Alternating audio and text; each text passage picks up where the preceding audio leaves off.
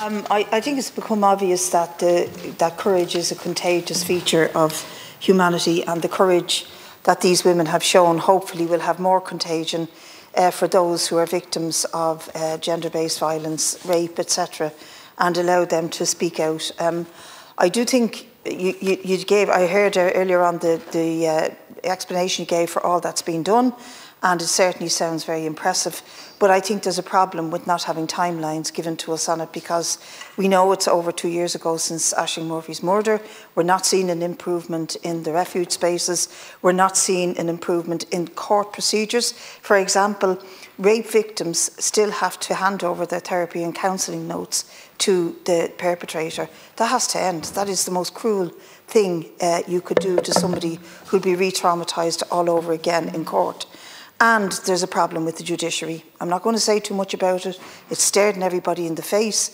Perhaps they need to be educated or reformed or something, but there's definitely a problem just with the approach and the mentality with which they face these things. I also think, as part of a discussion this morning on the radio, that we're overlooking a big trick here, and that is a reform of the sex education programmes in schools to include consent, to include more understanding of biology, because there is a huge level of transgender-based violence on trans people in this country.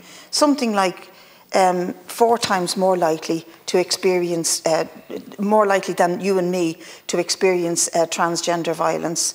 One of the highest rates of hate-motivated violence is against transgender people. And about 13% of transgender people have reported being physically or sexually assaulted or threatened with violence because of transphobia. And that compares to an average of 8% across the European Union. So we're missing a trick on reforming the education system and doing it quickly. And my concern in speaking with you here today, Minister, is the question of timing, is the when we get these things done, because we can't just keep facing more never agains every other day of the week. And we do hear of them every other day of the week, even if they don't all come into this house. The Natasha O'Brien and Blonde Raleigh certainly jump out. But there's other cases that we don't have, the names aren't given. We see the cases in court every day. And I want to say here publicly, shame on those who try to point the finger at immigrants, men of colour, for being the most danger to women. That is not the case whatsoever. Those who are most dangerous to women are those who are known to them. Over 80% of transgender violence and sexual violence, it takes place by partners or ex-partners. I just want to refer to this report, and I know you know about it.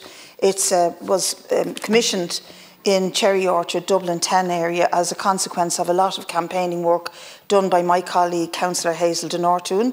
I've seen you at the meetings out in Cherry Orchard, and I know you put a lot of effort into making sure this happened.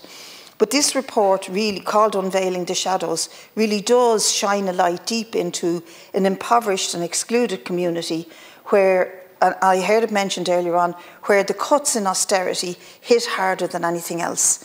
Back in, 10 years ago now, 12 years ago, when what the minister at the time said, we are picking the low-hanging fruit first, and deliberately it targeted family support service, addiction support services, youth services, who had cuts of 50, 60, 80%, and those cuts have never been fully restored. And they're exactly what is needed in an area like Cherry Orchard, is the supports, the wraparound supports, where intervention can be made with children who suffer the trauma of domestic and gender-based violence, with the women, mostly women themselves, sometimes men, but then with a housing system that is really broken, really broken when it comes to the poorest and the most marginalised.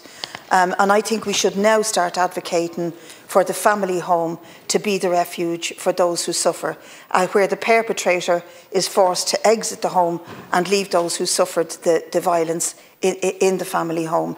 Because otherwise we're going to be chasing our tails, particularly when the state has failed to provide more than or less than half of what the Istanbul Convention outlines. So I want to pay tribute to Councillor de Nortoon and to all the brave women who are really fighting hard to end the culture in this country.